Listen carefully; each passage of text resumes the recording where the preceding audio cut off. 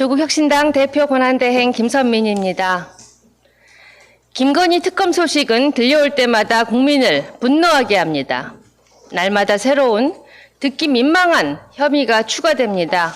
건건이 국민 가슴에 멍이 들게 할 내용입니다. 김건희 씨가 받은 목걸이와 시계는 웬만한 노동자 연봉에 해당합니다. 구두 압백은 최저임금 노동자 월급 209만 원보다도 비쌉니다. 높은 자리를 주거나 높은 사람 만나게 하는 대가였습니다. 역사책 속의 매관매직, 간신, 외척 역할을 혼자 소화했습니다. 밝혀진 혐의만도 이 지경입니다. 통일교, 신천지 유착, 당 공천 개입, 서희건설 청탁 등 추가 제기된 혐의 역시 만만치 않습니다. 윤석열 꼭두각시를 부리던 대자비 김건희 씨는 국정농단과 내란의 알파이자 오메가였습니다. 앞으로 나올 것도 수두룩합니다. 제2의 김건희가 역사에 다시 등장하지 않으려면 우리가 할 일이 많습니다. 첫째, 김건희 씨 일파에 대한 기존 혐의와 추가 의혹을 철저히 수사하기 위해 특검 기간을 연장해야 합니다. 현행 150일 특검 기간으로 충분한 진실 규명이 어렵습니다. 과부하가 걸린 특검에 대해 보완을 해야 합니다. 둘째, 특검이 종료되더라도 쏟아져 나온 의혹들과 중요 사안을 기한 없는 상설 특검으로 끝까지 파헤쳐야 합니다. 검찰의 사건을 이관하면 어떤 일이 벌어질지 모릅니다. 셋째, 김건희 씨의 악행은 검찰의 조직적 보호가 없이는 불가능한 일이었습니다. 이에 협조한 이들은 단죄해야 합니다. 심우정, 조상원, 이창수, 최재훈, 김경목, 김승호 등 그간 김건희 씨 범죄를 눈감아주고 보호해준 전현직 검사들을 단죄해야 합니다. 윤석열과 김건희의 공범이자 뒷배였습니다. 이중 심우정, 이창수, 조상원은 징계가 두려워 정권이 바뀌자 퇴직을 했습니다. 조국혁신당은 이들을 공수처에 고발하겠습니다. 김승호, 최재훈, 김경목 등 현직에 남아있는 검사들은 개정된 검사징계법에 따라 법무부 장관이 감찰관에게 감찰을 지시해야 합니다. 이들 외에도 사건을 뭉개거나 봐준 검사들을 찾아내 징계해야 합니다. 8월 하순에 있을 검찰 중간 간부 인사에 이들이 과오를 반영해 조치해야 합니다. 잘못하면 벌 받는다라는 원칙은 검사에도 적용되어야 합니다. 국민은 사필 규정이 실현되기를 고대합니다. 조국혁신당은 끝까지 갑니다. 이 국정농단 내란 세력을 단 한 명도 용서하지 않을 것입니다. 윤건희 부부와 공범들의 범죄를 철저히 파헤쳐 정의의 심판대에 세우겠습니다. 감사합니다. 원내대표 서광길입니다. 김형석 독립기념관장을 즉각 파면해야 합니다. 지난해 8.15 경축식을 취소해 큰 혼선을 가져오더니 올해 경축사에서는 광복은 연합국의 승리로 얻은 선물이라며 독립운동을 부정하는 망발을 내뱉었습니다. 문제는 이것이 일개 보수 역사학자의 입이 아니라 독립기념관장의 입에서 나온 말이라는 것입니다.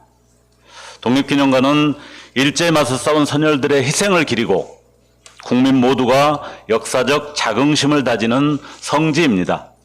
그런데 그 수장이 친일 식민사관을 입 밖으로 내고 민족의 자주독립 역사에 정면으로 도전하고 있습니다.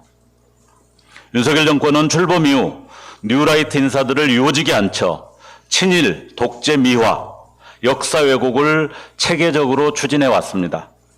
친일 식민사관으로 독립운동을 폄훼하고 위안부 강제동원 피해자들의 고통을 외면했습니다.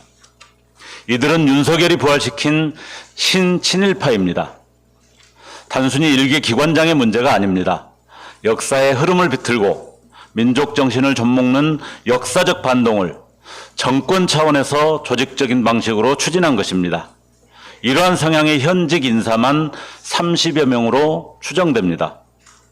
조국혁신당은 지난주 김형석 독립기념관장을 비롯해 이진숙 방송통신위원장, 안창호 국가인권위원장, 이배용 국가교육위원장, 김낙년 한국학중앙연구원장 5명을 뉴145적으로 지목한 바 있습니다. 임명권을 지닌 대통령은 김형석을 당장 파면해야 합니다. 직무상 발언을 판단할 때 파면 사유는 충분합니다. 독립운동을 부정하고 민주공화국의 정통성을 허무는 자들은 단 한 명도 공직에 남아있어서는 안 됩니다. 뉴라이트 친일 매국 인사 청산 없이는 내란 종식도 있을 수 없기 때문입니다. 특히 민주당과 조국혁신당 등 개혁 5당이 합의한 바 있는 반헌법행위 특별조사위원회를 조속히 설치하여 뉴라이트 친일 인사들의 내란 옹호 행위에 대한 조사 규명을 진행할 것을 촉구합니다. 반민특위 실패의 역사를 결코 반복해서는 안 됩니다. 다시 한번 말씀드립니다. 정부는 무자격자 김형석을 즉각 파면하십시오. 잘못된 것을 제자리로 되돌리는 것, 그것이 광복 80주년을 제대로 기리는 일일 것입니다. 이상입니다. 예, 최고위원 황명필입니다. 정치인들의 아이러니한 특징이 있습니다. 젊은 정치인들은 나이 들어 보이길 바라고 나이 든 정치인들은 젊어 보이길 바라죠. 나이가 드셔서 총기가 떨어진 김문수 후보도 그런 것 같습니다. 제가 지난주에 지하철 방화범도 무죄라는 결론으로 가는 황당한 논리에 대해 지적했더니 건강한 몸에 건강한 정신이 깃든다. 내 몸은 건강하다. 고로 내 정신은 이상하지 않다는 어설픈 3단 논법을 펴려는 것인지 젊어 보이려고 갑자기 운동을 하시더군요. 그런데 김문수 후보님, 젊은이들도 그렇게 빠르게 동작하지 않습니다. 그렇게 오버하시면 허리가 나가요. 물론 상당히 뜬금없지만 나경원 의원처럼 화장하고 셀카 찍어 올리는 투쟁보단 낫다고 생각합니다. 다만 김문수 후보가 시연하던 쟁기 자세는 복부를 자극해 소화불량에는 좋은데 그 동작하다가 방귀를 많이 낀다고 하니 당직자들은 거리를 좀 띄우시길 조언드립니다. 안철수 후보, 예전에 한동훈이 연탄 배달할 때 일부러 얼굴에 연탄을 묻힌 것처럼 행사 취지는 뒷전이고 나홀로 튀기 위해서 조국, 윤미향 사면반대 피켓을 들고 일어섰습니다. 우리 조국 전 대표는 0시에 나오셨는데 저 사람은 왜 10시가 넘어서 반대하고 있는가? 아침 식사 후 TV를 보시던 조국 전 대표와 윤미향 전 의원이 상당히 뻥찌셨을 것 같습니다. 제가 시청자들을 위해 요새 사투리를 전혀 안 쓰고 있는데 순간 어이가 없어서 가리니까 뭐하는 기고 하는 사투리를 썼습니다. 반성합니다. 그런데 행사장에서 나가자마자 페북에 본인 사진을 올리는 것은 너무 날티나지 않습니까? 높아진 유권자의 수준을 제대로 파악하시길 충고드립니다. 장동혁 후보, 친한동훈계에서 친윤으로 탈바꿈한 파격을 보이셨습니다. 권력 앞에서 비굴하고 유연한 모습, 김건희 앞에서 한없이 작아졌던 국힘에 걸맞는 모습이라 당내 득표에는 긍정적입니다. 전한길이 칭찬한 것처럼 투지가 넘치고 마치 히틀러를 방불케 하는 연설이었습니다. 그런데 눈 까뒤집고 그렇게 말씀하시면 저처럼 문학적인 사람은 너무 무섭습니다. 흥분해서 삿대질하는 영상이 상당히 부담스럽네요.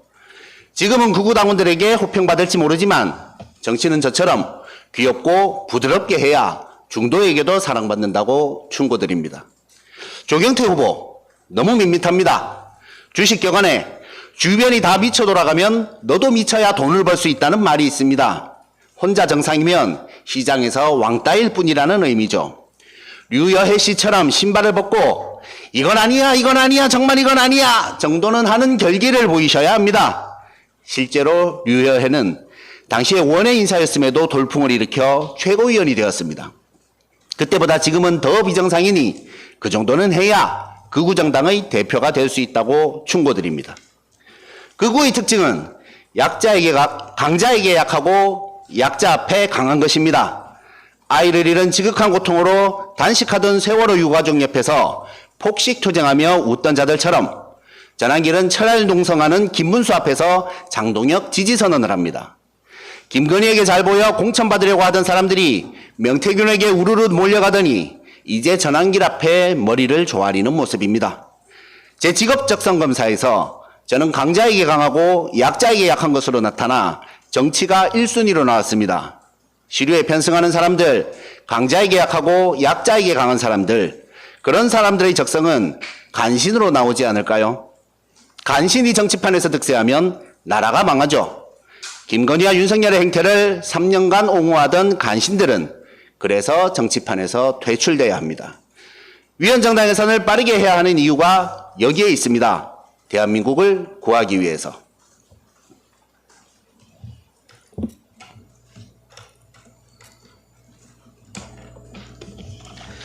금융위원회 개혁 모피아의 벽을 넘어서야 합니다. 최고위원 차기곤입니다. 최근 일부 언론은 정부의 조직 개편이 늦어지고 있으며 특히 금융위원회 개편안을 둘러싼 논의가 지연되고 있다고 보도했습니다. 매우 우려스럽습니다. 당초 금융정책을 기획재정부로 이관하고 감독 기능을 금융감독원과 통합해 금융감독위원회를 부활시키는 안이 대통령실에 보고되었으나 금융위원회 해체에 따른 시장 혼란 우려와 부처 반발 가능성으로 기류가 달라졌다는 내용입니다. 저는 이것이 단순한 정책 조정이 아니라 기득권의 개혁의 속도를 늦추는 전형적인 장면일 수 있다고 생각합니다. 금융위원회는 오랫동안 관료 금융의 핵심 축으로 자리해 왔습니다. 정책과 감독 권한을 동시에 털어진 채 금융시장을 좌우하며 금융산업진흥과 감독의 균형을 무너뜨렸다는 지적이 끊이지 않았습니다. 개혁을 통해 이 균형을 회복하는 것은 금융감독의 독립성과 전문성을 높이는 길입니다. 동시에 정치 권력과 관료 조직이 금융시장에 과도하게 개입하는 관치 금융의 관행을 건절하는 효과도 기대할 수 있습니다. 새 정부가 주저해서는 안 됩니다. 저는 이미 금융정책과 감독을 분리하는 내용을 담은 법안을 발의했습니다. 개혁은 기정사실화하고 필요한 경우 부작용은 보완하면 됩니다. 그러나 개혁 자체를 뒤로 미루는 것은 국민의 기대를 저버리고 모피아와 같은 기득권에게 또다시 권력을 돌려주는 일입니다. 모피아의 벽, 특히 금융 권력의 중추를 허물어야만 공정한 금융 질서와 시장의 건전한 발전을 이룰 수 있습니다. 개혁의 문을 지금 열어야 합니다. 조국혁신당이 앞장서겠습니다. 최고위원 이혜민입니다. 오늘은 고 김대중 대통령님의 서거 16주기입니다. 민주주의와 헌법가치 수호를 위해 일생을 헌신하신 김대중 대통령님의 뜻을 기리며 오늘날 우리가 정치에서 그분께서 남기신 정치의 품격과 원칙을 제대로 계승하고 있는지 돌아보게 됩니다. 최근 내란 부부가 구속되자 그제서야 손절을 시작하는 이들이 있습니다. 내란이 지속되는 상황에서는 가만히 있더니 광복절부터 독립운동을 하는 사람들입니다. 신기하게도 내년 지방선거를 계산한 지역에서 먼저 나타나고 있습니다. 예를 들어 지난 15일 광복절 현 성남시장이자 과거 한나라당, 새누리당, 미래통합당을 거쳐 현재 국민의힘 소속인 신상진 시장이 자신의 SNS에 윤석열 부부는 스스로 무덤을 판 것이라며 입을 열었습니다. 글쎄요, 차라리 내년 지방선거에서 재선하고 싶어요라고 솔직하게 말하는 것이 더 나을 것 같습니다. 정치는 위기 순간에 책임 있게 나서는 자리이지 모든 것이 끝난 후 뒤늦게 손가락질하는 자리가 아닙니다. 윤석열 씨를 어쩔 수 없이 지지했었다라는 신상진 시장의 발언이 공허한 이유입니다. 앞으로도 각 지역에서 비겁한 기회주의가 만연할 것입니다. 내란 정당 소속이지만 내년에 전국 지방선거에서 어떻게든 살아남고 싶어서이겠죠. 이들이 진정 반성한다면 지방선거 불출마 선언부터 해야 합니다. 아직도 내란 세력에 붙어 있는 사람들, 원칙 없이 시류에 맞춰 손절하는 사람들이 모여 있는 곳이 바로 국민의힘입니다. 국민의힘은 이미 수명을 다했습니다. 고쳐 쓸 수 있는 상황은 지났습니다. 정당 해산과 그들에 대한 내년 지방선거 심판을 통해 대한민국이 새롭게 태어나는 역사를 써야 합니다.